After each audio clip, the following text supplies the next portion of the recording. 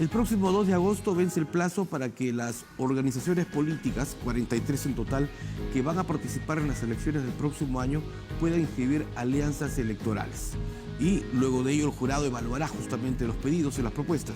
Vamos a hablar con el doctor José Tello Alfaro, que está esta noche con nosotros, para que nos dé a conocer su opinión. ¿Cómo está, doctor? Buenas noches. Un gusto, Ricardo, y por tu intermedio un saludo también a todos los televidentes de TV Perú. Repasando un poco la historia, desde el año 30 hasta la actualidad se han producido 18 elecciones, en 11 de las cuales han habido alianzas políticas, alianzas electorales. Correcto. Sin embargo, ahora vemos que la cosa no va muy bien.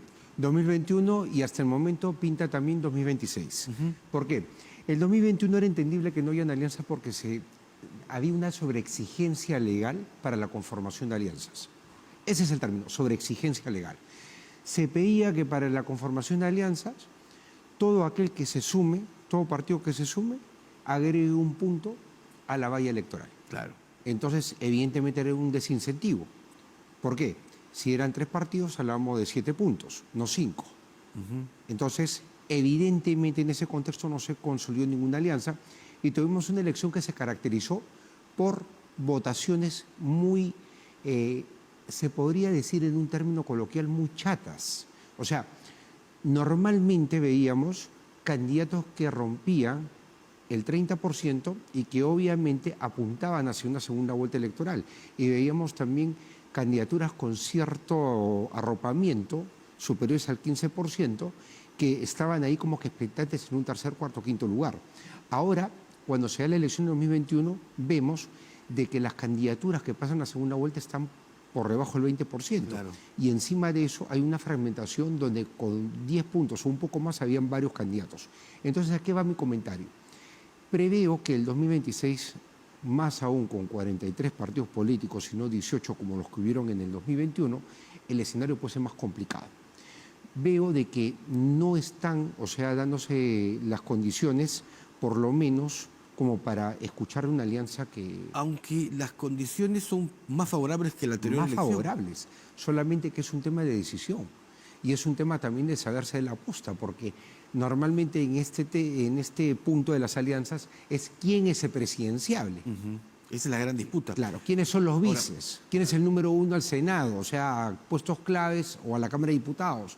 Entonces los entendimientos políticos son los que están pasando factura en cierta forma. Ahora, si yo recuerdo, las últimas alianzas políticas electorales que se hicieron fueron Unidad Nacional y Alianza por el Cambio. Peruanos para el Cambio, también tenemos, en el caso, claro, también tenemos esta alianza, claro, la Alianza Popular, recordemos el APRA con el PPC, claro. La Alianza Solidaridad UPP también hay que tomarla en cuenta. Claro, pero que, digamos, 2016. eran partidos políticos más consolidados. Claro. 2016, 2011 tuvimos nosotros... Esa alianza, por ejemplo, el baile de Alan García con la marinera a Lourdes Flores, que fue parte ya del inicio de una alianza política. Claro, y que justamente marcó también una alianza que muchos, o sea, calificaron de contranatura, el APRA con el PPC que tenían que hacer. Si en el 2006, y si ya se van a cumplir 20 años, en el próximo año 2026, justamente están peleando voto a voto el pase a segunda vuelta contra Ollantumala. Hay que hacer memoria siempre, porque estas cosas sí hay que tenerlas presentes que son repetitivas en la historia. Ahora, ¿por qué no hay ese interés de los partidos políticos? Usted nos decía, claro, por definir quién va a ser cabeza de lista en el Ejecutivo, en el Legislativo, pero en realidad los partidos políticos que tenemos ahora son sumamente frágiles. Yo creo que es el temperamento de los candidatos que aspiran a ser los presidenciales. Creo que es el temperamento de ellos lo que marca mucho la pauta.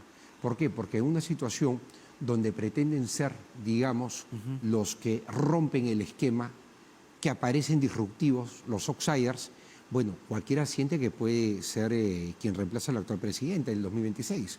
Entonces, hay muchas expectativas de aparecer como ese rostro fresco en política y, bueno, lograr su momento mágico que permite una sintonía con el electorado y, ¿por qué no?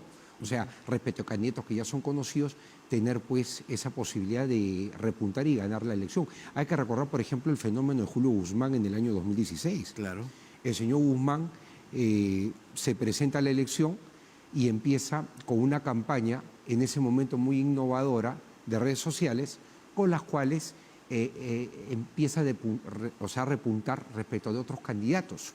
Y justamente empieza a generar toda una dinámica que ahora, por ejemplo, ya como lo de las redes es conocido, por ejemplo, podría ser un fenómeno con la inteligencia artificial en estas elecciones 2026. Una innovación, sabe Dios qué cosa podría aparecer ahí en la campaña política y bueno, podríamos tener novedades. Pero a lo que vamos es a que sí, yo creo que va el temperamento por ahí, porque hay muchos que sienten que podrían llegar a ser presidentes y ahí yo creo que se entrampa esto, que es como que un acuerdo que ya se me vuelve cada vez más difícil que se dé, porque los acuerdos de alianza normalmente responden a la voluntad política del partido, pero además del órgano que está calificado para llevar adelante la alianza. Si hablamos de un colegiado como una asamblea, un congreso nacional, esto va a ser difícil porque tiene que haber un plazo de convocatoria para tratar justamente el tema de la alianza. Cerrar en la interna y obviamente los procesos internos llevarnos a un expediente de calificación ante jurado para que ésta sea inscrita. Ahora, para hacer una alianza es todo un proceso, ¿no es cierto? Es un proceso en la interna y en el jurado, claro, en el ROP. A nivel de partidos, por ejemplo, son muchas reuniones y en realidad son 3 semanas solo lo que faltan y al menos no se ha escuchado digamos, en la postura de algún partido de los más conocidos de ir con una alianza con alguna otra agrupación. No, es que lo que pasa es que ven partidos que no tienen, digamos, todavía una visibilidad. Muchos de los candidatos están en otros, ni siquiera pasan las encuestas. Entonces, definitivamente, los partidos grandes que ya tienen un nivel de posicionamiento no están viéndose, digamos, en alianza con ellos. Sienten que más jalarían al partido desconocido y podrían tener quizás poco en 12. Entonces, habría que medir eso. Creo que ahorita los partidos grandes se están viendo no a los NN, los que están en otros, sino están viendo a aquellos que ya tienen una visibilidad electoral, producto de encuestas de opinión pública, de sondeo de intención de voto, entonces ya como que por ahí podrían hacer una alianza. Pero bueno, todo en el Perú lamentablemente se hace a última hora. No te llame la atención, Ricardo, que así como estamos hablando ahora del tema de las alianzas, estemos en el mes de diciembre hablando de que ya teniendo candidatos están esperando la última hora para inscribirlos.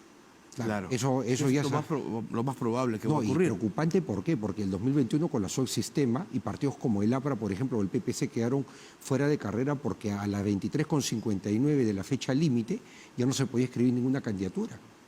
Y bueno, o sea, ahora que hay 43 partidos políticos y el triple de candidatos, este asunto puede ser mayor, pero no distraigamos, volvamos al tema de las alianzas. Yo lo que veo más que todo, Ricardo, es el tema de coaliciones electorales. La coalición no requiere básicamente de la formalidad de digamos, un reconocimiento por parte de la autoridad electoral.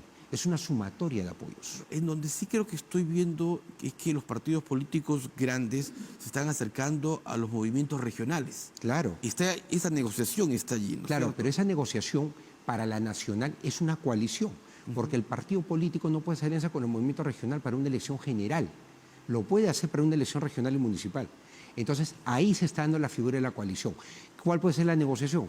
Asegúrame tu maquinaria electoral acá en la región y yo llevo, con el permiso tuyo, a unos cuantos candidatos a diputados y senadores. Y cerramos la cosa.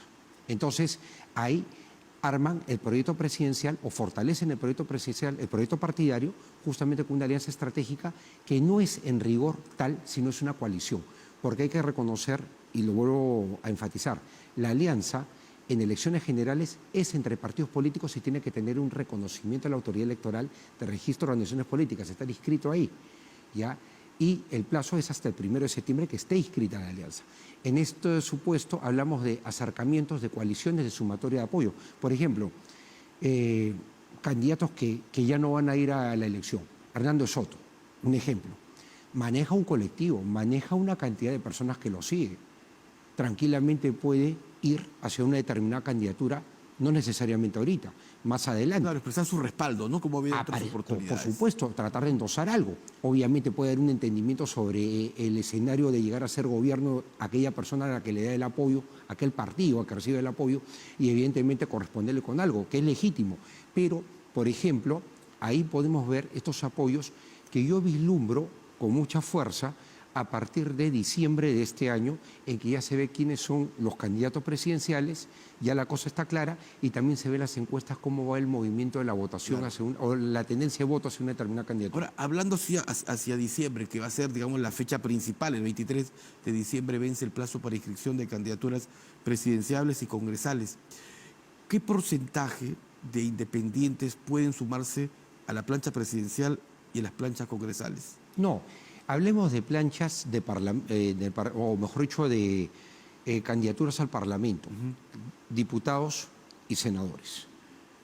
Eso es lo que podríamos ver nosotros que se va a ilumbrar. Y es el 20% del total de candidaturas a nivel nacional. El 20. El 20%. En la plancha presidencial todos tienen que pertenecer. Todos tienen que estar pasar, inscritos. claro, y pasar por una elección primaria, sea bajo la modalidad de un militante, un voto, es decir, solamente afiliados y no afiliados, o de delegados que son a su vez electos una semana antes por los afiliados al partido político. Claro, y que eso se va a desarrollar en noviembre, esta la elección El primaria. 30 de noviembre es la elección de afiliados y no afiliados, de afiliados y también de elección de delegados. El 7 de diciembre es la elección a través de delegados, que creo que va a ser la fórmula mayoritaria, como siempre ocurre con los partidos políticos. ¿Por qué? Porque no van a apostar muchos de ellos a tener que superar el 10% de la participación de sus afiliados para que la elección primaria tenga validez. Es bien complicado. En la última elección del 2021, el Partido Morado y Acción Popular fueron los únicos que superaron el 10% de asistencia de sus militantes a votar en una elección de solo afiliados.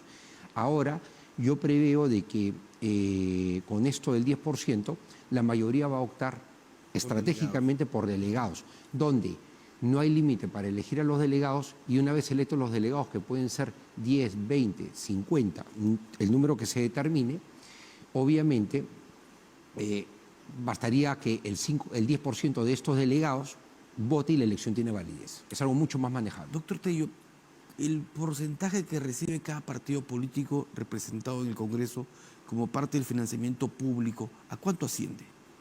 Bueno, algunas decenas de millones que se dan de manera periódica para que puedan anualmente subvencionar, claro, dos rubros, ¿no? El tema administrativo y el tema formativo de capacitación, que es algo en lo cual los partidos políticos andan bastante, digamos, lentos en cuanto al gasto, ¿no? Claro, porque todos los partidos que tengan representación en el Congreso aseguran financiamiento por los 5 años para continuar con su vida política. Por supuesto. ¿Pero quién supervisa eso? La OMP es su responsabilidad por norma. Porque lo que se ha visto más es a través de la prensa, viendo que la plata no se gasta, digamos, de la manera más correcta o adecuada. Lo que pasa es que ahí no existe, lamentablemente, un buen manejo. Y eso es algo complicado. ¿Por qué? Porque realmente deberían haber ciertos criterios un poco más claros respecto de cómo van a tener que gastar, la calidad del gasto. Y dar cuenta, ¿no? Porque, por ejemplo, el gasto administrativo es algo que lo desarrolla muy bien. Pagar locales partidarios, pagar abogados, pagar, o sea, una serie de servicios. La capacitación. No, eso es otra cosa. El tema de formación y capacitación ahí están lentos. Y es algo donde se debería trabajar, porque realmente, o sea, ahí se tiene que trabajar mucho. Eso yo lo veo desde una óptica siguiente. Lo que es el gasto administrativo es un gasto, en este caso, corriente. En el caso de la capacitación, yo lo veo como inversión. Pero claro. Porque estás invirtiendo en tus cuadros políticos, estás invirtiendo en tu militancia, estás generando capacitaciones, estás generando una unidad ideológica de acuerdo a la ideología de tu partido. Y si no tienes una ideología definida, por lo menos una visión de país desde una perspectiva programática. Es decir, a la gente le estás diciendo hacia dónde vamos. Y por qué no, capacitando también a tus potenciales técnicos. Porque al gobierno no se llega solamente con políticos, sino también con técnicos. Y una de las pocas agrupaciones que, digamos, está invirtiendo justamente en capacitación es Fuerza Popular. Antes lo era en su momento el APRA. Sin embargo, bueno, son casi con los dedos de la mano alcanzan para conocer quiénes son. La Escuela Naranja, por ejemplo, Claro. está desarrollando actividades, sí, son visibles. Son visibles, habría que siempre tener en cuenta eso. Pero a lo que yo voy es a que definitivamente no es como debería ser. Y me parece que esto debería ser el común denominador de todos los partidos políticos. Me parece que el hecho de que se piense en el gasto corriente, no hay un adecuado gasto en lo que se refiere a la inversión, que es la capacitación, Veo, lamentablemente, Ricardo, que los partidos son meramente maquinarias electorales, se están preocupando en la elección, cuando la vía de un partido realmente orgánico es en periodo no electoral. Es ahí donde capacitas y preparas, tomas aire, oxigenas y sobre todo formas, haces escuela para sacar adelante un proyecto que tiene que tener más asidero. Se acerca más a la población también la gente del partido. ¿Por qué? Porque con la preparación de vía empiezan a aflorar liderazgos, asistencias técnicas. Y es ahí donde la gente empieza a ver la representatividad que está hoy en día ausente de los partidos políticos. ¿Por qué? Y vemos cuadros jóvenes también nuevos. Claro que sí, que son atraídos principalmente por la capacitación, porque el joven lo que quiere es como una esponjita, si lo queremos decir de manera... Para poder absorber todo. Absorber todo el conocimiento, efectivamente. Doctor José Tello, gracias por haber Muchas venido. gracias. Gracias como siempre.